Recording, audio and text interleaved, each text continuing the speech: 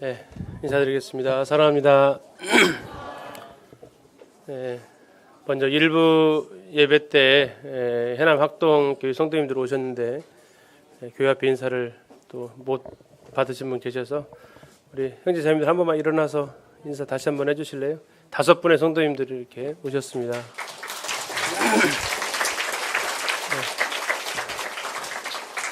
네. 다음에 태국 컨켄에서 안병환님 사역하고 있는 컨켄에서 대학을 졸업하고 잠시 이제 쉼을 좀 가지기 위해서 우리 이주희 자매입니다. 이름이 똑같은 분이 계시죠? 앞에 앉아 있습니다. 자매 일어나서 인사 한번 해주세요.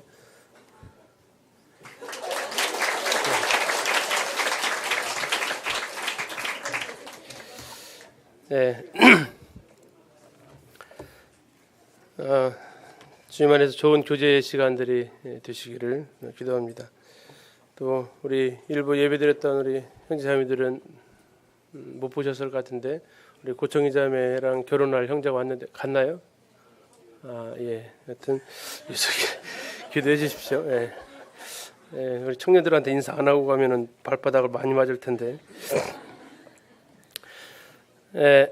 오늘 느헤미야를 통해 본 교회 회복의 원리 30번째 시간입니다. 어느덧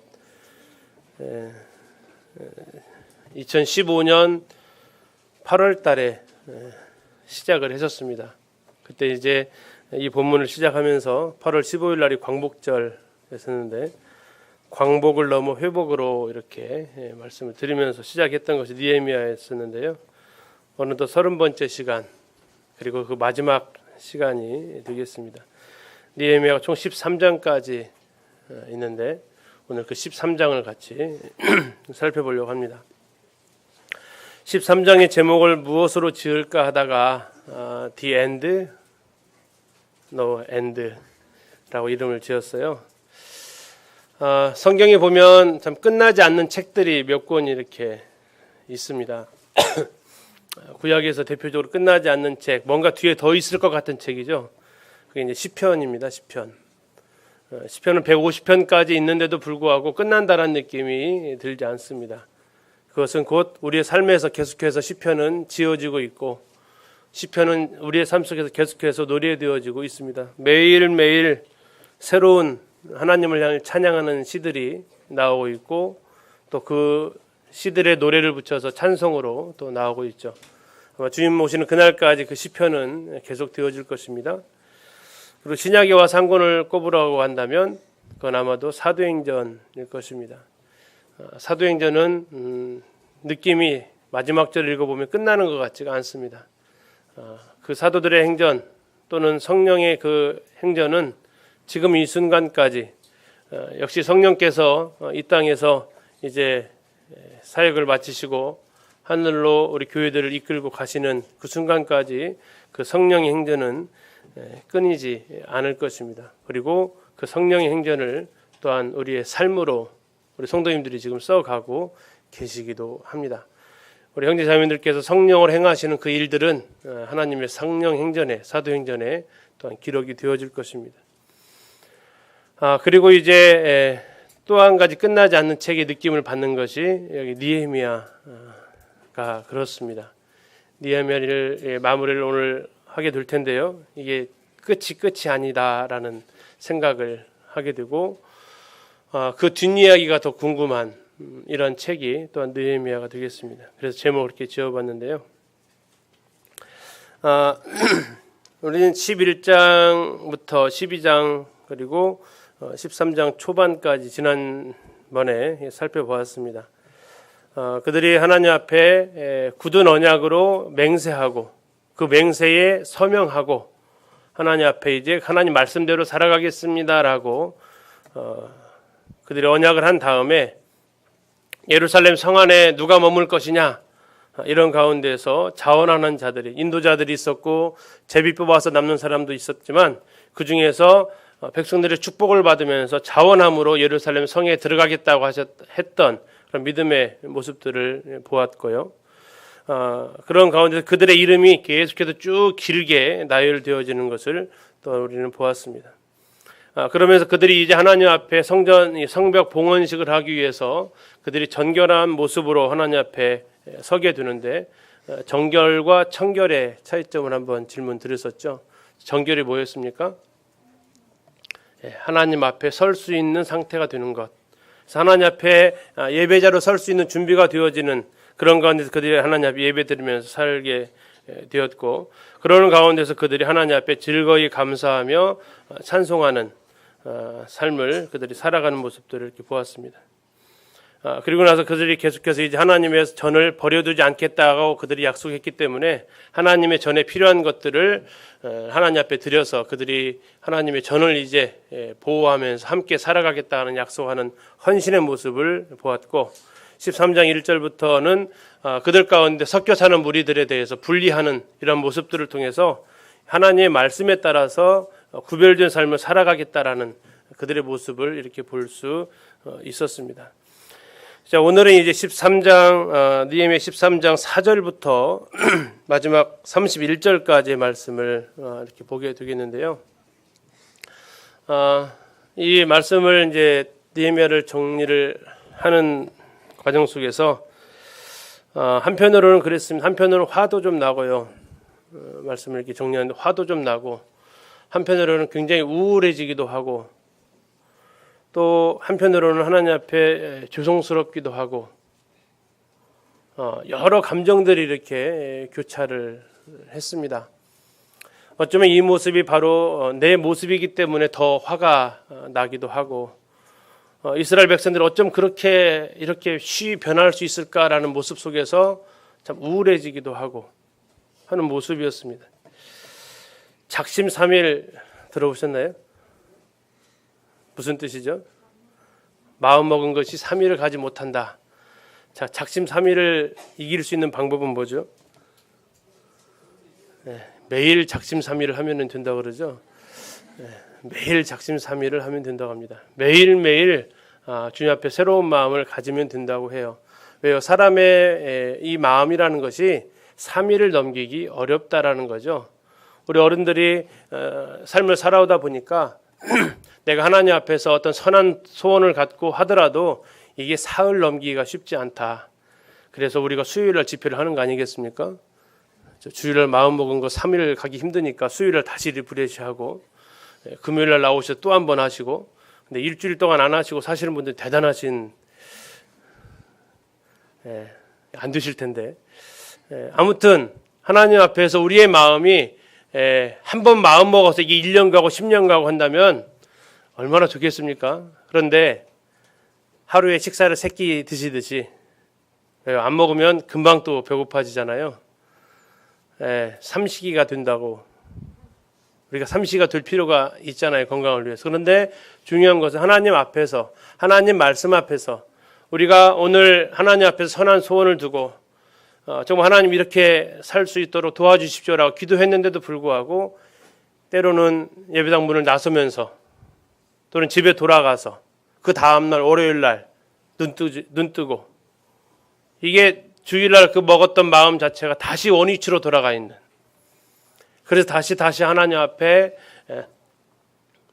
자복하고 하나님 다시 도와달라고 기도해야 되는, 어쩌면 이 모습, 이런 모습들이 이제 느헤미야 13장 4절부터 말씀을 보면서 이렇게 생각이 되어졌습니다. 느헤미야 13장 6절을 보면, 4절 5절 하기 전에 6절을 보면 이 사건의 시간적인 배경이 나와 있습니다. 제가 읽어드리겠습니다. 그때에는 내가 예루살렘에 있지 아니하였느니라. 바벨론 왕 아닥사스다 32년에 내가 왕에게 나아갔다가 며칠 후에 왕에게 말미를 청하고 예루살렘에 이르러서야. 일어났던 사건들입니다. 저 이제 4절부터 보게 되는 이 사건들은 느헤미야가 예루살렘에 있지 않고 아닥사스다 왕이 야, 너 잠깐만 갔다 온다고 하면서 벌써 12년 됐어. 어서 돌아와. 라는 이 왕의 부름을 받고 그런 12년 동안의 예루살렘의 그 사역을, 총독으로서의 그 사역을 잠시 접어두고 황제의 아닥사스다 왕의 명을 받고 페르시아로 다시 돌아가게 됩니다. 돌아갔다가 왠지 마음이 놓이지 않는 것 같아요. 그래서 느헤미야가 다시 왕에게 폐하, 제가 또 잠시 예루살렘을 좀 다녀와야 될 것 같습니다라고 말미를 정하고 예루살렘으로 돌아왔습니다. 예루살렘으로 돌아왔더니 그 기간이 짧게는 1년 정도, 길어도 몇 년, 긴 기간은 아닙니다. 오며 가며 한 3개월 정도, 왕복에 한 6개월 정도의 시간이 소요되는 거리이기 때문에, 굉장히 먼 거리이기 때문에 1년, 2년 이 사이에 있었던 일이 지금 13장 4절부터 일어났다는 거예요. 느헤미야가 페르시아에 돌아간 사이에 느헤미야 그동안에 했던 모든 일들이 다시 엉망으로 되어져 버린, 지금 13장 3절까지 내용은 느헤미야가 예루살렘으로 온 시간에 계속 1년도 지나지 않은 시간입니다. 그리고 한 11년 동안에는 어떠한 일들이 있었는지에 대해서 우리 성경은 침묵하고 있고, 그 내용들을 아마 백성들이 언약을 했던 것들에 대해서 쭉 지켜왔던 그런 내용들임을 볼 수 있습니다. 그런데 그 내용들이 지켜왔던 것이, 안타까운 것은 아마 느헤미야의 눈치를 보면서 했던 것 같습니다. 느헤미야가 총독의 자리에 앉아 있었기 때문에 느헤미야가 했던 그 모든 개혁의 조치들에 대해서 그들은 따라왔던 이런 모습을 생각할 수 있게 됩니다. 그런데 느헤미야가 다시 페르시아로 돌아가 버리니까 백성들은 지금은 이때다 하면서 그동안에 자기들이 굳은 맹세로 언약했던 것들에 대해서 그들은 다 원위치로 돌아가게 됩니다. 그 내용들을 이제 4절부터 좀 보겠습니다. 자, 4절에 이렇게 말씀하고 있습니다. 이전에 우리 하나님의 전의 방을 맡은 제사장 엘리야십이 도비야와 연락이 있었으므로 도비야를 위하여 한 큰 방을 만들었으니 그 방은 원래 소재물과 유향과 그릇과 또 레위 사람들과 노래하는 자들과 문지기들에게 11조로 주는 곡물과 새 포도주와 기름과 또 제사장들에게 주는 거제물을 두는 곳이라 라고 얘기하고 있습니다. 자, 이전에 하나님의 전의 방을 맡은 제사장 엘리야십 이렇게 나와 있습니다. 자, 이 엘리야십이 누구냐에 대한 여러 가지 의견이 있는데요. 하나는 이 하나님의 전의 방을 맡은 그냥 제사장 중에 한 명인 엘리야십이다라는 의견이 있고, 또한 의견은 이 사람 엘리야십은 대제사장 엘리야십일 것이다라고 얘기하는 두 가지 의견이 있습니다.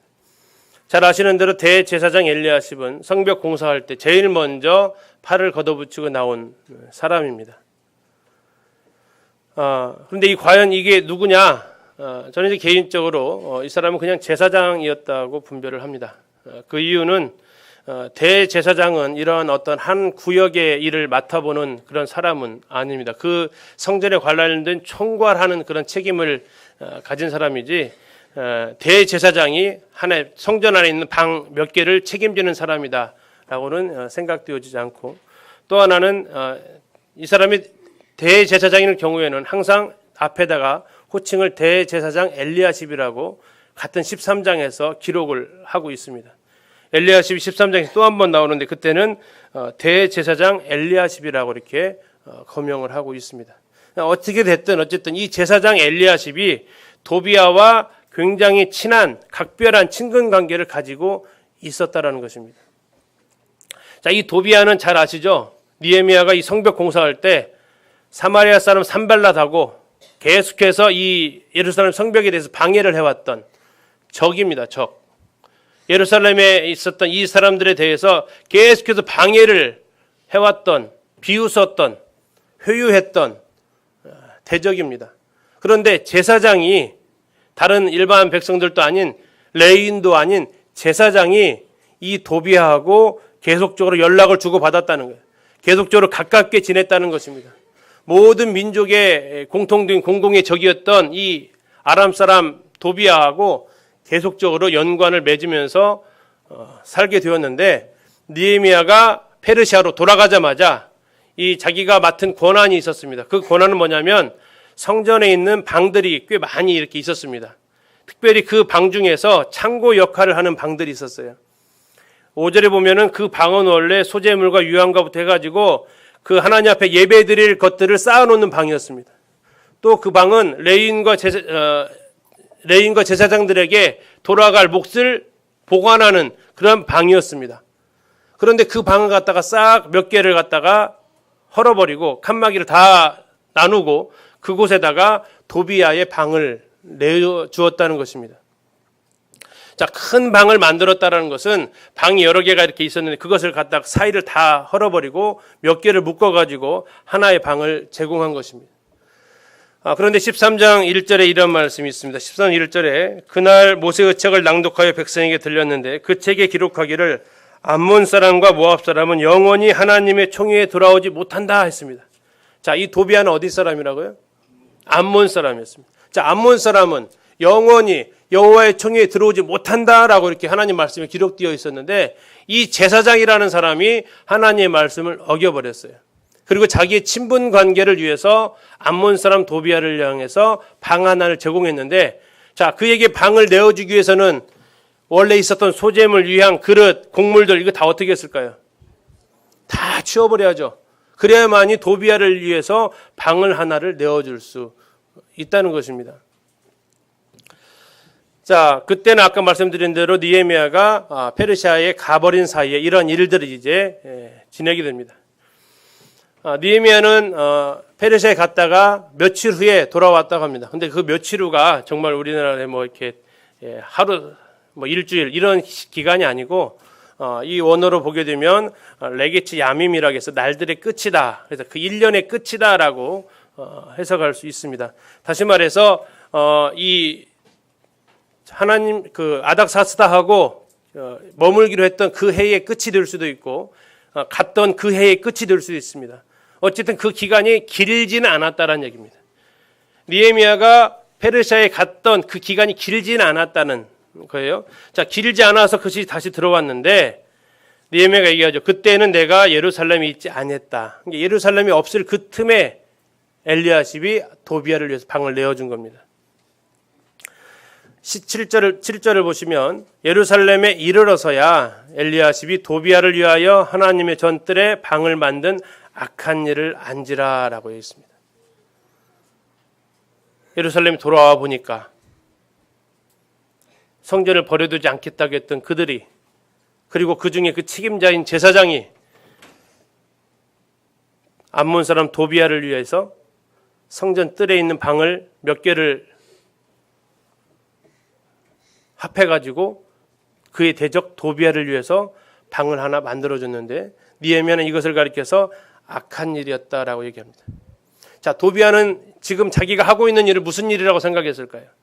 느헤미야는 이것은 악한 일이다라고 얘기를 했습니다. 도비아는 어떻게 생각하면서 일을 했을까요?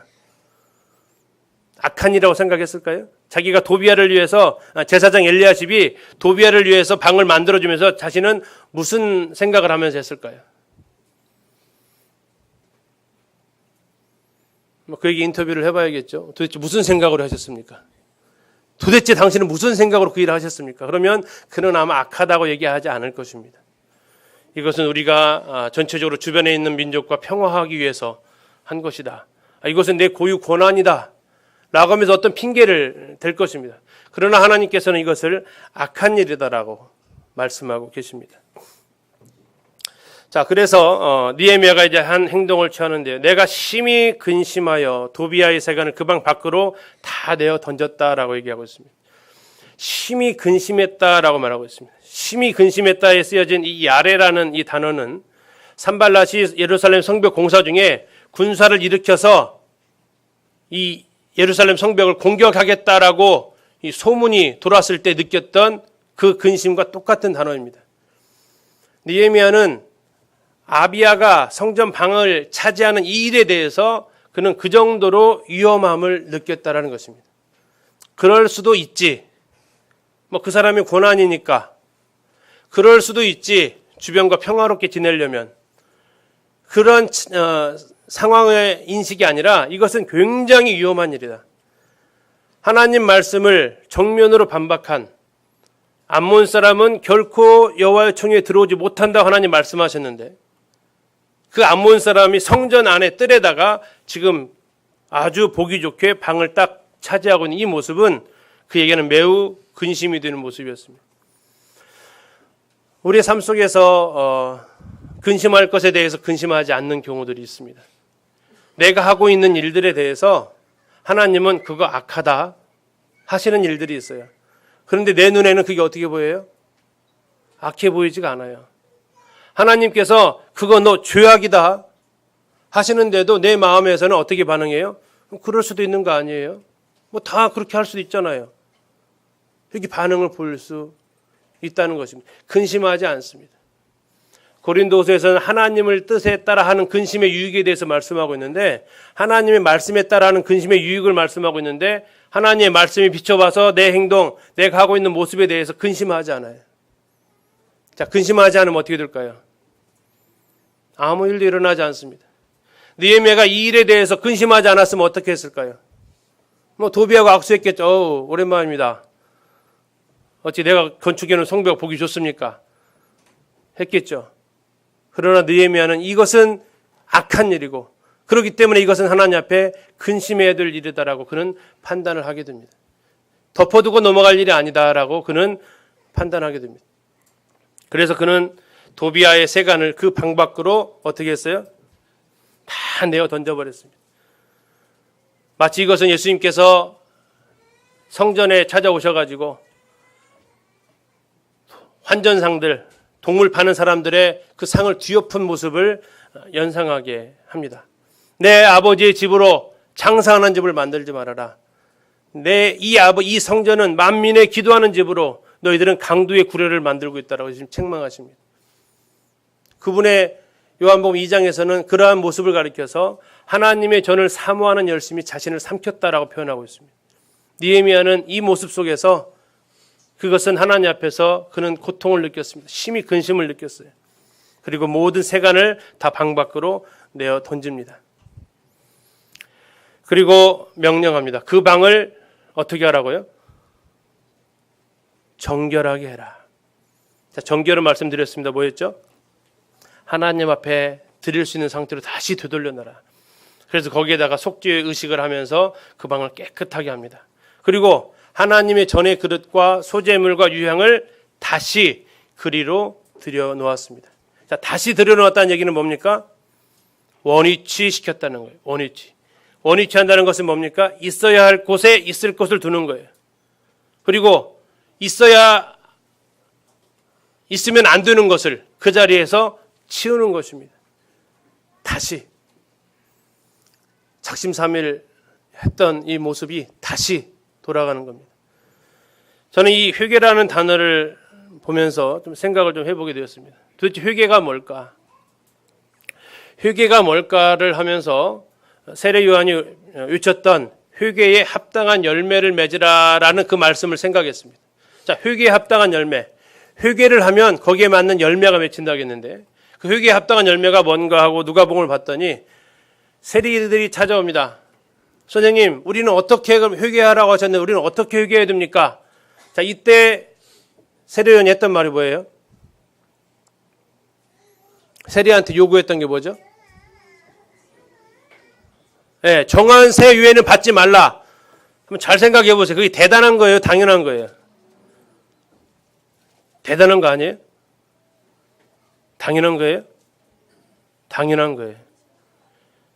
하나님께서 우리에게 회개하라고 하시는데 그것은 다른 사람이 못하는 정말 특별한 사람들만 하는 거창한 것이 아니고, 회개하라 했을 때, 회개의 열매를 맺으라고 했을 때 그 하신 말씀은 정상적으로 돌아가라라는 얘기예요. 정상적으로 돌아가라. 이 표현을 본다면 다시 그리로 가라. 원위치해라. 사람의 본분이 뭡니까? 사람의 본분은 하나님의 영광을 위해서 지음받은 게 사람의 본분이에요. 그러면 그 사람을 향해서 회개해라 하는 것은 뭐예요? 하나님의 영광을 위해 지어진 그 상태로 다시 돌아가라는 거예요. 특별한 요구가 아니에요. 정상적인 모습을 되찾으라는 얘기예요. 그리스도인들을 향해서 우리의 삶 속에서 회개하라 하는 얘기는 무슨 얘기예요? 거창하게 선교하고 거창하게 하나님 위해서 내 삶을 내어 던지라는 얘기가 아니에요. 그리스도인답게 살라는 거예요. 그리스도인답게. 그리스도인, 그게 무슨 뜻입니까? 그리스도가 빠지면 아무것도 아닌 사람입니다. 내 말하는 것에서, 내 행동하는 것에서 그리스도가 나타나는 게 그리스도인입니다. 그리스도를 옷 입었다라고 표현하고 있어요. 자, 느헤미야가 도비아의 세관을 다 방 밖으로 던집니다. 그리고 그 전에서 다 옮겨갔던 것들을 전부 다 어떻게 합니까? 다시 그리로 돌려놓습니다. 성전에 있는 그 기명들을 다시 원위치로 합니다. 구약의 예루살렘 성전이 하나님의 성전이었다면 오늘날 성전은 누굽니까? 오늘날 성전은 누구예요? 오늘날 성전은 누구예요? 나예요, 나. 여러분, 내 마음에서 도비아를 위해서 내어준 방이 있습니까? 내 마음에 저 제사장 엘리야십처럼 도비아를 위해서 내어준 방. 자, 여러분, 도비아를 위해서 방을 내어주기 위해서는 어떻게 해야 된다고 했어요? 그 안에서 집기들을 다 내놔야 돼요. 자, 그것이 내 안에 들어오게 되면 하나님이 아닌 것이 내 안에 들어오게 됩니다. 하나님이 아닌 것이 내 안에 들어오기 위해서는 하나님 것을 내 안에 내어 버려야 돼요. 하나님 이외에 내 마음을 차지하고 있는 것이 여러분 어떤 것이 있습니까? 도비아를 위해서 내어준 세간이 뭐 있어요? 여러분 그것을 다시 원위치 시키십시오. 내 마음에 그리스도께서 찾아오신다면 무엇을 내어 던지시겠습니까? 느헤미야는 도비아의 세간을 그 방 밖으로 다 내어 던졌다고 하고 있습니다. 그리스도께서 내 마음에 방문하신다면, 예수 그리스도께 내 마음에 신방하신다면 예수님 그분은 어떠한 행동을 취하실 것 같으세요? 그분이 평안히 내 마음의 중심에 거하실 것 같으십니까? 아니면 내 안에서 내어 던질 것이 있으실 것 같으십니까? 주님이 내어 던지시게 하실래요? 내가 그냥 청소하실래요? 내가 청소하는 게 지혜로운 것입니다. 주님이 청소하게 하지 마세요. 내가 청소하십시오. 내가 내어 놓으십시오. 이게 우리가 원위치해야 될 일입니다. 이게 그리스도인다운 삶이고 이것을 회개라고 합니다. 원위치하십시오. 있어야 할 곳을 있을 곳에 두십시오. 그리고 있어서는 안 되는 것을 밖으로 내어 보내십시오. 내어 던지십시오. 그래서 내 마음이 정결하게 되게 하십시오.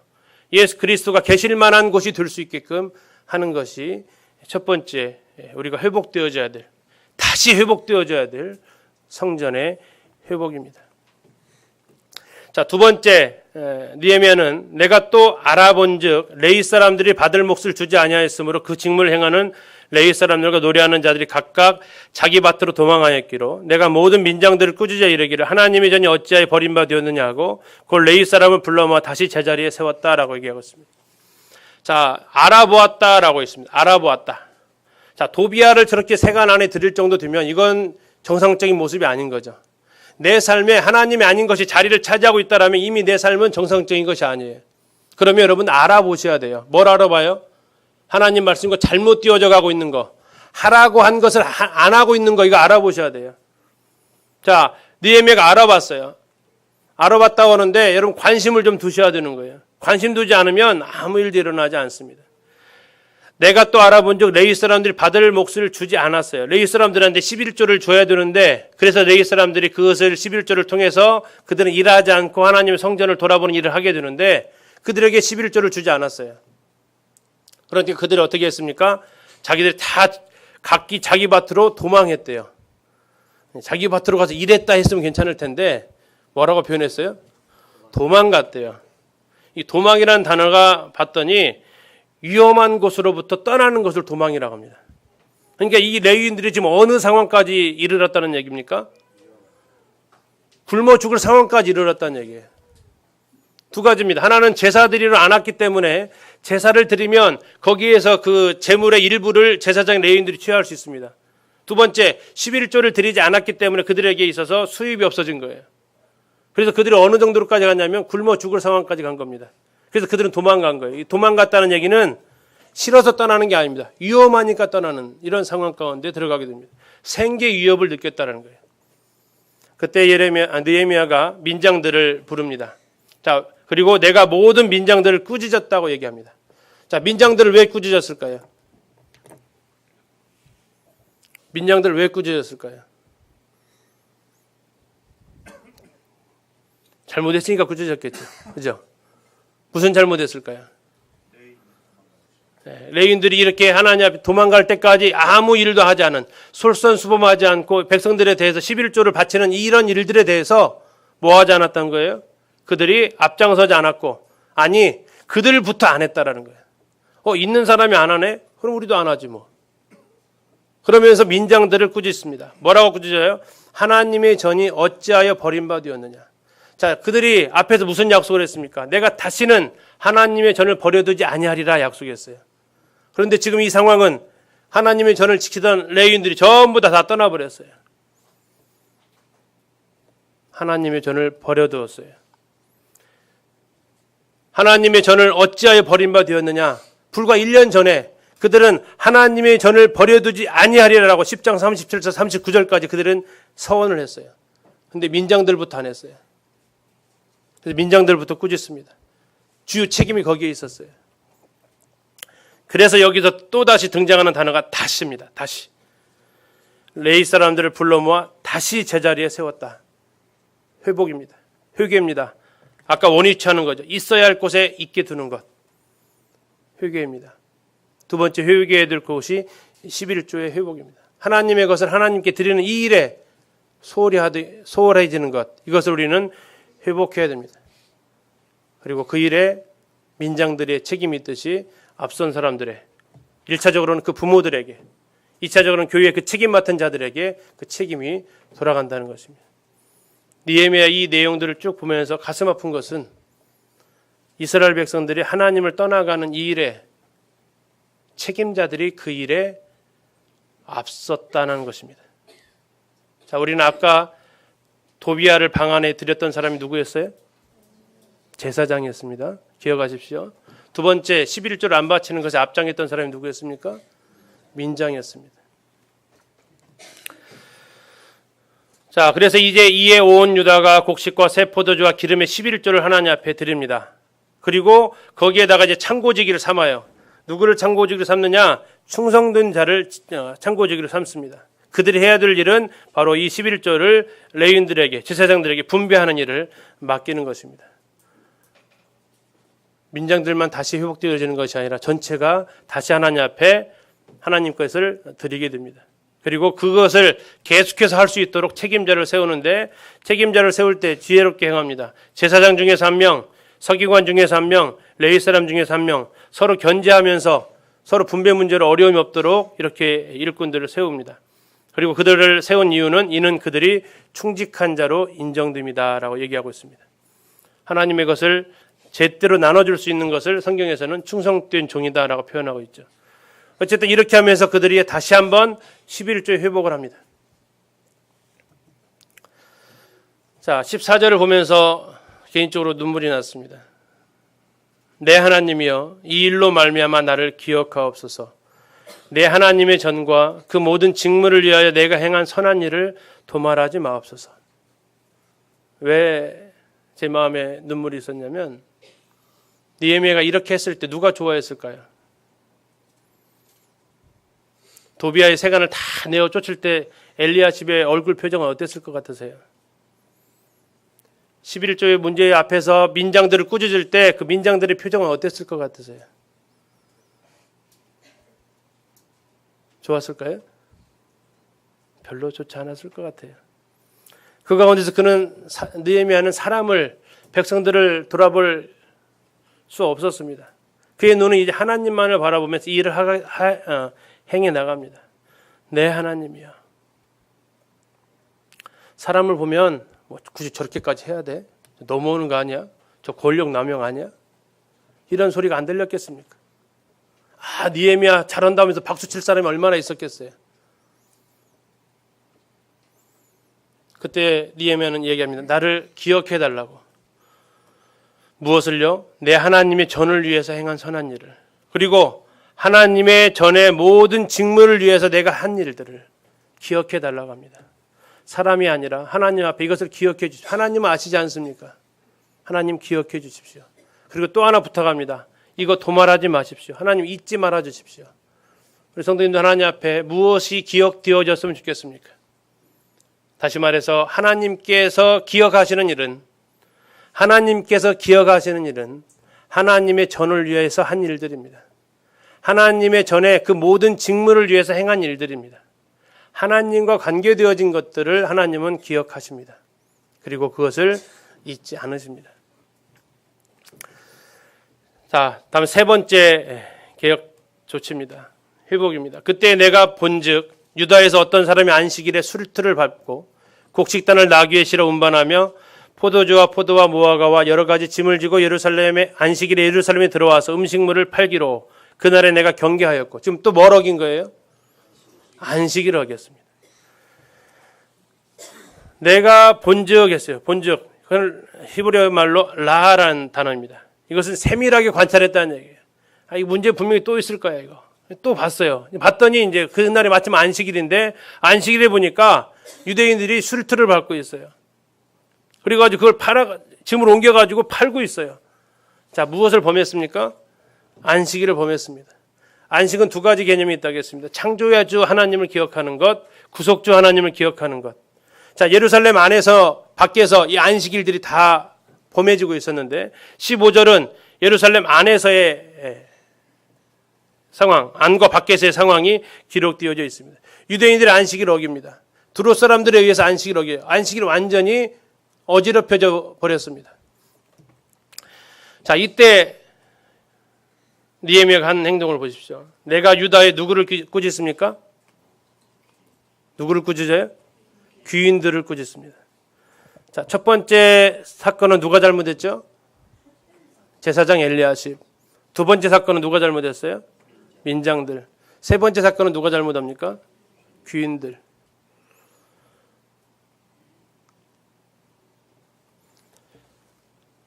귀인들을 꾸짖어 그들에게 이르기를 너희가 어찌 이 악을 행하여 안식일을 범하느냐. 아까 노비아의 그 사건과 동일한 맥락입니다. 이것을 악하다고 보면 안 합니다. 그런데 그럴 수도 있지라고 생각하면 편안하게 행합니다. 18절에 너희 조상들이 이같이 행하지 아니하였느냐. 그래서 우리 하나님이 이 모든 재앙을 우리와 이 성읍에 내리신 것이 아니냐. 그럼에도 불구하고 너희가 안식일을 범하여 진노가 이스라엘에게 더욱 심하게 임하도록 하는도다. 안식일을 범하면서부터 이스라엘 백성들 하나님 앞에 죄를 짓기 시작했고, 그래서 결국 그들은 나라를 빼앗겨서 지금 이 상황까지 이르렀다는 거예요. 그런데 그것을 지금 눈앞에서 보고 있음에도 불구하고, 그럼에도 불구하고 너희가 안식일을 범하고 있구나. 넘어져 봐야만 아픈 줄 아냐 이거죠. 손을 베어야만 피가 난다는 건 아냐 이거죠. 다른 사람들이 행하는 모습을 보면, 실수하는 모습을 보면 우리는 이렇게 하는 것에 대해서 하나님께서 싫어하시는 걸 알아야 되는데, 그런 불순종으로 인해서 고통하는 모습을 보면서도 나도 해보는 거죠. 나도 해봐요. 그럼에도 불구하고 하나님께서 역사를 통해서 가르쳐 주셨음에도 불구하고 동일한 일을 또 하고 있는 이 모습에서 진노가 이스라엘에게 더욱 심하게 임하도록 한다. 자, 더욱 심한다는 얘기는 뭐예요? 왜 더욱 심해지죠? 자, 아빠가 큰아들을 갖다 징계를 했어요. 근데 동생이 그 맞는 모습을 봤어요. 근데 똑같은 일을 또 해요. 알면서. 그럼 어떻게 해요? 더 혼나죠. 너 형 하는 거 봤는데도 또 그래. 그럼에도 불구하고 넌 또 이렇게 말 안 들어? 하는 거예요. 진노가 어떻게 돼? 더욱 심해져 가는 것입니다. 교훈을 통해서 주셨는데 하나님께서 성도님들에게 여러 가지 상황을 통해서 교훈을 주셨을 것입니다. 성도들이 간증을 통해서 주셨을 수 있고, 때로는 강단의 말씀을 통해서도, 또는 성경 메일의 큐티를 통해서 하나님께서 나에게 교훈을 주셨어요. 고린도서 10장에서는 이것을 가리켜서 그들은 우리들에게 본보기였다는 얘기예요. 거울로 주셨어요. 그걸 통해서 반복하지 않도록. 그럼에도 불구하고 이 악을 또 행하면서 하나님의 더 큰 심판을 받게 했다라고 얘기하고 있습니다. 자, 다시 예레미야는 이 안식일을 회복시킵니다. 안식일 전 예루살렘 성문이 어두워갈 때 내가 성문을 닫고 안식일이 지나가기 전에는 열지 말라 하고 나를 따르는 종자 며칠 성문마다 세워 안식일에는 아무 짐도 들어오지 못하게 했다. 아예 성문을 닫습니다. 차단하는 거죠. 그리고 느헤미야의 측근들을 세워서 성문마다 다 세웁니다. 10개의 성문이 있었는데 그 10개의 성문에 다 세우는 거예요. 누가 열지 못하도록. 자, 간섭하기 위해서 한 겁니까? 아니면 보호하기 위해서 한 겁니까? 근데 간섭자로 여겨져요? 보호자로 여겨져요? 왜 이렇게 사사건건 간섭이야? 왜 이렇게 사사건건 참견이야? 내 맘대로 하기 좀 놔둬. 혹시 이러지 않습니까? 하나님의 말씀에 그렇게 하면은 하나님 말씀이 악입니다. 그것은 하나님 말씀에 싫어하시는 겁니다. 했을 때 우리는 그것을 간섭으로 여겨지나요? 보호로 여겨지나요? 내 마음 가운데 하나님의 그 말씀이 매일의 삶 속에서 깨닫는 그 진리들이 간섭으로 여겨집니까? 아니면 하나님이 나를 보호하시는 보호 장치로 여겨집니까? 하나님께서 우리에게 치신 그 울타리가 나를 자유롭게 뛰어놀 수 있는 보호 장치입니까? 아니면 밖으로 나가는 것을 막고 있는 장애물입니까? 밖에 나가보고 싶죠. 그럼에도 불구하고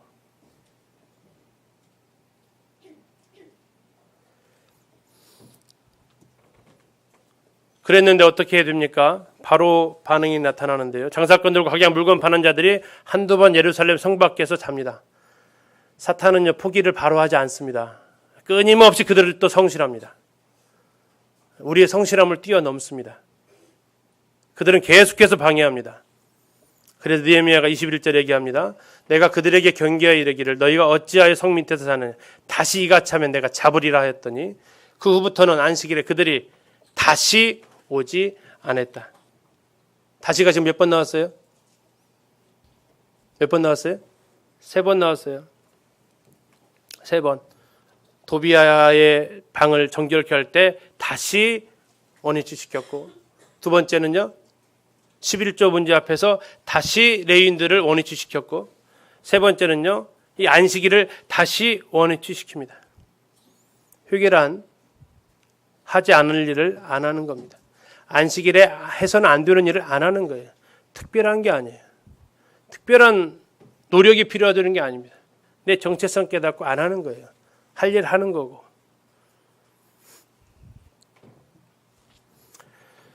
내가 또 레위 사람들에게 몸을 정결하게 하고 와서 성문을 지켜서 안식일을 거룩하게 하라 하였느니라. 내 하나님이여 나를 위하여 이 일도 기억하시옵고 주의 크신 은혜대로 나를 아끼시옵소서. 여기는 안타까웠어요. 느헤미야가 왜 이 이야기 했을까요? 제사장을 향해서 안식일 이제 거룩하게 원위치로 돌려놔라. 그리고 하나님 이것도 좀 기억해 주십시오. 그런데 그 다음 말이 마음을 아프게 합니다. 주의 크신 은혜대로 뭐를 해달라고요? 나를 뭐 해달라고요? 아껴달래요. 무슨 뜻 같으세요? 나를 좀 아껴주세요. 자, 느헤미야의 이 개혁 조치는 그들의 경제적인 압박을 가져오게 됩니다. 그럼 무슨 세력이 생길까요? 반드시 반대 세력이 생기게 됩니다. 그들로부터 그는 어떤 위협을 받았던 것 같아요. 하나님 나를 좀 아껴주십시오. 저 하나님 말씀으로 돌아가는 일에 반대하는 저 세력으로부터 하나님 저를 좀 아껴주십시오. 그럼에도 불구하고 느헤미야는 신변의 위협을 느끼는 이 상황 속에서도 그 일을 포기할 수 없었습니다. 네 번째 사건이 나옵니다. 그때 내가 또 본즉 유다 사람이 아스돗과 암몬과 모압 여인을 맞아 아내로 삼았는데 그들의 자녀가 아스돗 방언을 절반쯤은 하여도 유다 방언은 못하니 그 하는 말이 각 족속의 방언이었다. 무슨 사건이죠? 이방 결혼을 합니다. 이방 결혼을 해요. 자, 그때 내가 또 본즉, 자, 알아보고 보고 또 봤어요. 살피고 또 살폈더니 또 뭐가 나왔어요? 자, 이것은 아마 느헤미야가 이제 예루살렘 성이 아니라 변방을 순찰한 것으로 보여집니다. 이스라엘의 경계선을 따라서 쭉 순찰을 한 것으로 보여요. 자, 아스돗은 블레셋 땅입니다. 서쪽이죠. 암몬은요. 암몬과 모압은 동쪽 땅입니다. 변방을 쭉 순찰을 해서 사람들의 삶을 살펴봤어요. 그랬더니 이방 결혼을 하고 있고 유대인 아이를 불러다가 이 말을 걸었더니 이 아이가 말을 못 알아들어요. 그리고 자기 엄마들의 말을 하는 거예요. 각 족속의 말을. 자, 말을 못 알아듣고 말을 못 한다는 얘기는 이미 하나님의 말씀의 교육을 할 수가 없어지는 것입니다. 자, 이러한 가운데에서 느헤미야는 또 한 번 개혁을 할 수밖에 없습니다. 근데 상당히 강도가 심합니다. 내가 그들을 뭐 하고요?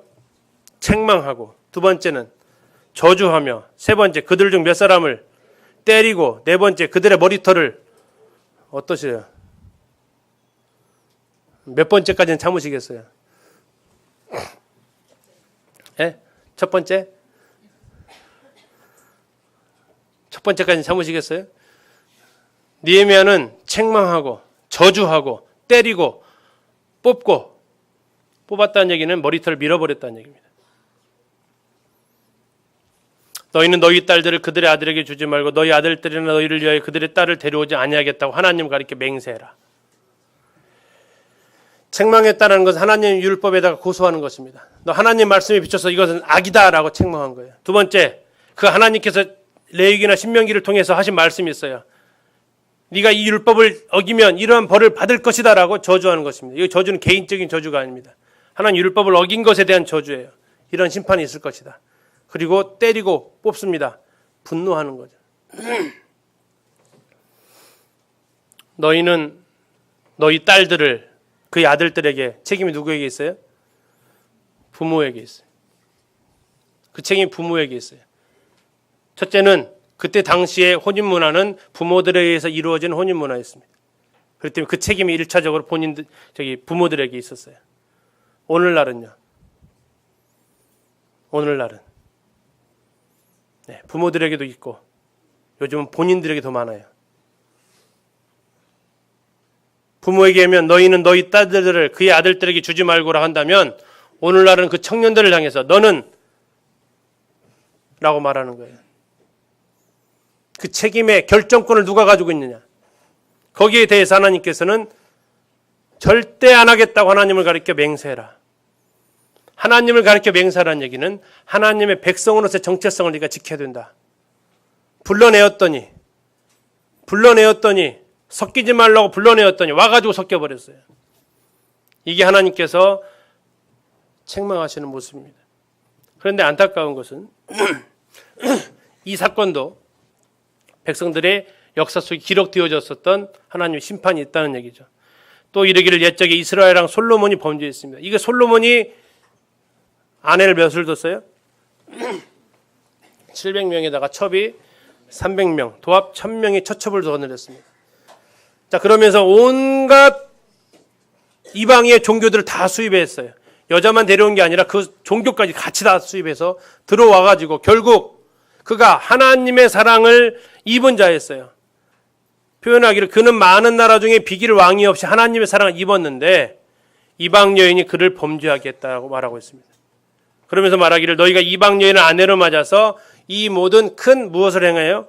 악을 행하여. 지금 악이 몇 번 나왔어요? 3번 나왔어요. 악을 행하여 우리 하나님께 범죄하는 것을 우리가 어찌 용납하겠느냐.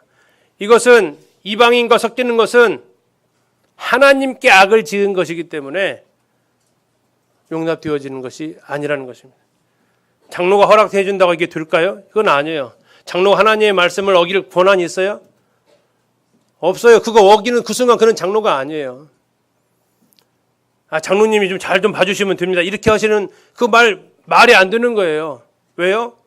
이건 하나님의 말씀에 권위가 있기 때문에 그래요. 인간적으로 눈 감아주는 이런 상황이 아니라 하나님 앞에 우리 하나님께 범죄하는 거예요. 우리 하나님께 범죄하는 거.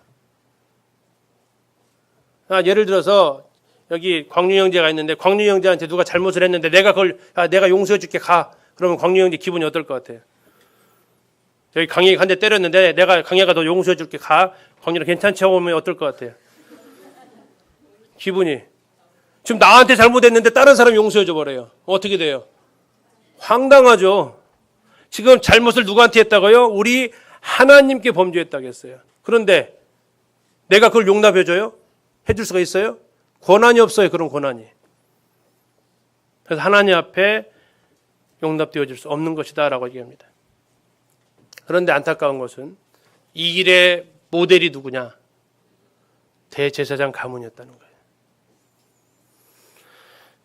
아까 말씀드린 엘리야십의 이름이 또 한 번 나오는 거죠. 28절입니다. 대제사장 엘리야십의 손자 요아다의 아들 하나. 이름도 안 써주고 있어요. 제명된 거예요. 대제사장이 가문의 손자였지만 그는 제명되어 버렸어요. 그런데 거기에 출발점이 누구냐? 대제사장 엘리야십의 손자. 엘리야십의 아들이 요아다고 요아다의 아들이 그 하나예요. 그 하나. 이름도 없는 그 하나. 그가 호론 사람 산발랏의 사위가 되었어요. 자, 사위가 됐으면 그 책임이 누구한테 있다고요? 아까? 부모에게 있다고요. 부모가 누구예요? 요아다에게 있다는 거예요. 요아다. 그리고 그 요아다의 책임은 아직 할아버지 대제사장 엘리야십이 살아있었기 때문에 대제사장 엘리야십이 있었던 거예요. 모범을 보여야 될 대제사장이 가문이 하나님 앞에 죄악을 범합니다. 그리고 그를 쫓아냈습니다. 누가 잘못하면 쫓아내고 누가 잘못하면 눈 감아주는 이런 게 아닙니다. 죄는 사람에 따라서 달라지는 것이 아니죠.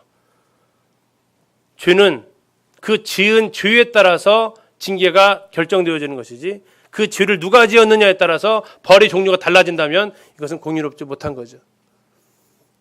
대제사장이 가문의 제사장이었는데 시간이 지나면 그가 누가 돼요 그러면?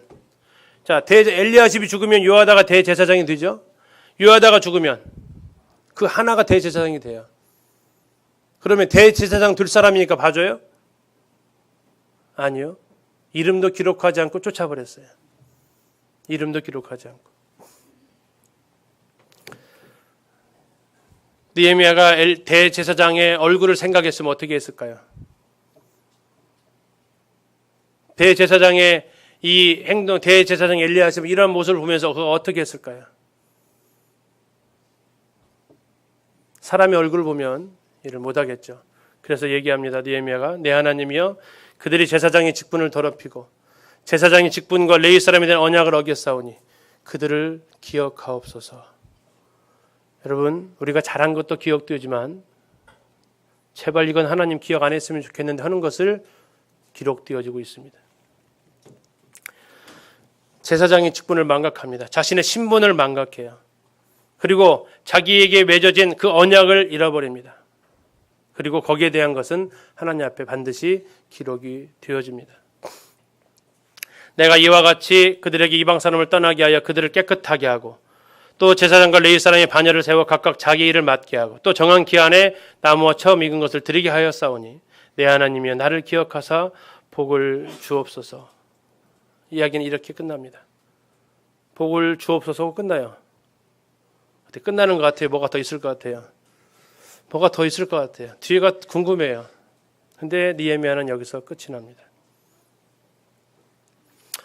우리는 느헤미야 기도를 통해서 우리가 하나님 앞에 복을 받을 행동이 어떠한 것인지를 생각하게 됩니다. 첫 번째는 그들을 깨끗하게 하는 것, 정결한 겁니다.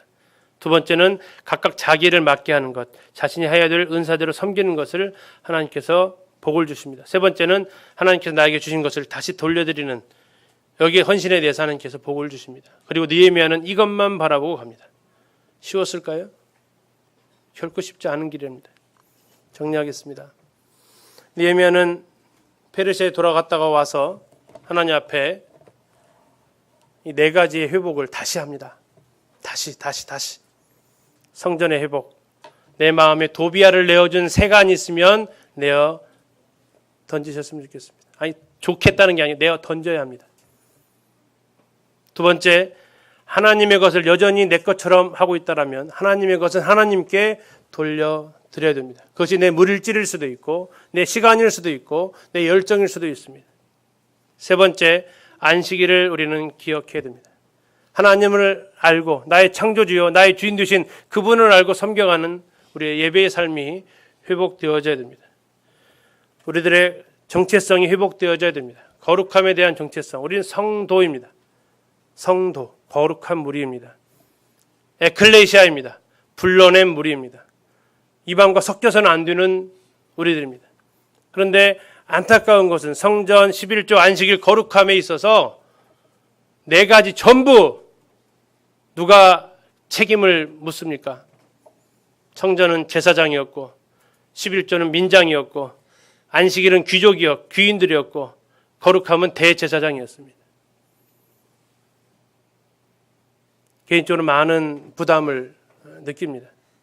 그리고 우리 부모님들은 각 가정에서 바로 그 부담을 느끼셔야 합니다.